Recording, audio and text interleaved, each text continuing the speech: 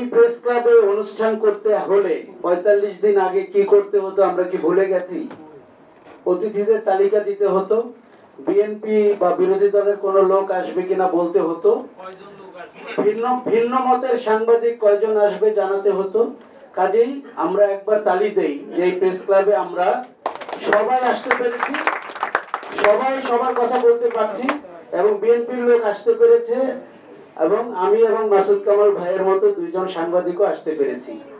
আচ্ছা, দ্বিতীয় কথা, এখানে আমি আর মাসুদ কামাল ভাই শুধু সাংবাদিক, কারণ আমাদের সব বন্ধুরা বিভিন্ন আবু সাইদ ভাই চলে গেছেন, ওইজন তিনজন আরো আছে ধরলাম, বাট এইদিকে আমাদের দিকে না। কেন বলছি, আমাদের অনেক বন্ধুরা বিভিন্ন সীমান্তে আছেন। আমার যে মাসুদ কামাল ভাইয়ের বন্ধু বেশি যারা সীমান্তে আছেন, এবং যারা হেলমেট পরে বুলেট প্রুফ জ্যাকেট পরে ঢাকা কোর্টে হাঁটাহাঁটি করছেন।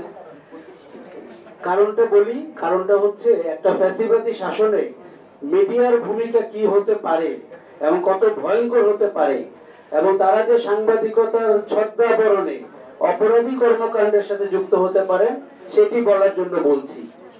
তৃতীয় হচ্ছে, এখান থেকে 1 কিলোমিটার দূরে শহীদ মিনারে কোনো মৃত মানুষের লাশ নিতে হলে কিছু সংস্কৃতি জগতের মাফিয়াকে মোকাবেলা করে নিতে হতো, এবং তাদের অনুমতি ছাড়া ওখানে লাশ নেওয়া যেত না।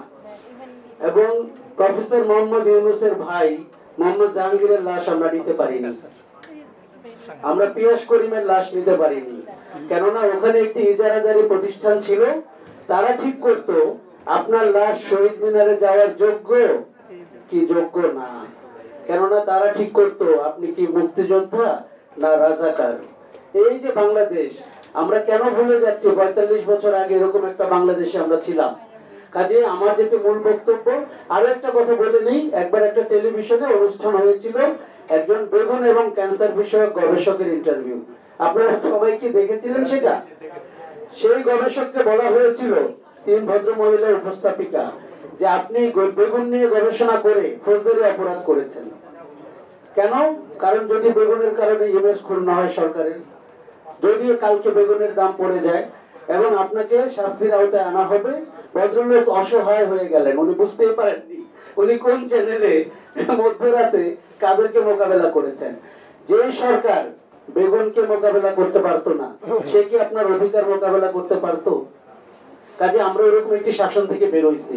কথাটার জন্য বলছি, দেখেন আমাদের মধ্যে কিন্তু এখন আমি এক ধরনের অস্থিরতা টের পাচ্ছি, এবং সত্যিকার অর্থেই পাচ্ছি অস্থিরতা। এর একটা কারণ আছে, 15 বছর আমরা চুপ ছিলাম, তো এখন আমাদের অনেক কথা বেরোচ্ছে, আমরা সবাই মত প্রকাশ করছি, যেটা খুব ভালো।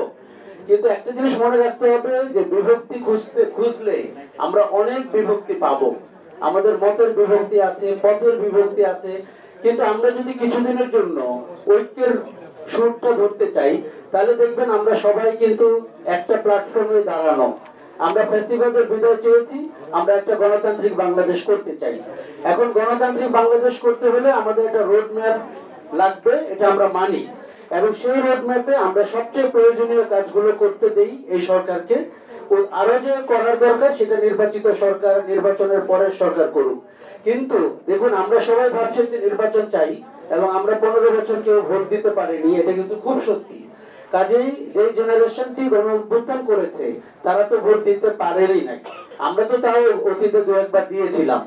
কাজেই ভোট আমরা চাচ্ছি, কিন্তু ওই ভোটটি আয়োজন করতে হলে আপনাকে একটা গ্রহণযোগ্য নির্বাচন প্রশাসন দাঁড় করাতে হবে, এবং আপনার মনে রাখতে হবে সচিব লীগ এখনো সক্রিয়, পুলিশ লীগ এখনো সক্রিয়। তাদেরকে নিউট্রাল না করে আপনি কি করে একটি নির্বাচনের দিকে যাবেন? এবং গত 45 দিনে বাংলাদেশে যা সব সংস্কার হয়েছে, 45 মাসেও বাংলাদেশে কখনো তা হয়নি, আমরা যেন ভুলে না যাই। আরেকটা জিনিস, আমার কাছে একটা সহজ ফর্মুলা আছে, শেখ হাসিনা যা যা করেছিল আমরা ঠিক তার উল্টোটা করি, তাহলেই কিন্তু গুড গভর্নেন্স হয়ে যাবে। উনি যেভাবে সরকার চালাতেন আপনারা তার উল্টোটা করবেন যারাই ক্ষমতায় যাবেন। উনি যেভাবে সংসদ চালাতেন আপনি তার উল্টোটা করবেন। উনি যেভাবে দল চালাতেন আপনি তার উল্টোটা করবেন। উনি যেভাবে বিরোধী দলকে মোকাবেলা করতেন আপনি তার উল্টোটা করবেন। আমাদের সামনে খুব সহজ ফর্মুলা আছে, এটা কোনো ঘোলাটে বিষয় না।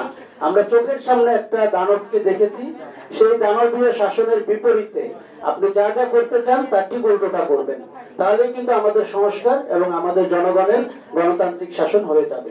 সবাইকে অভিবাদন।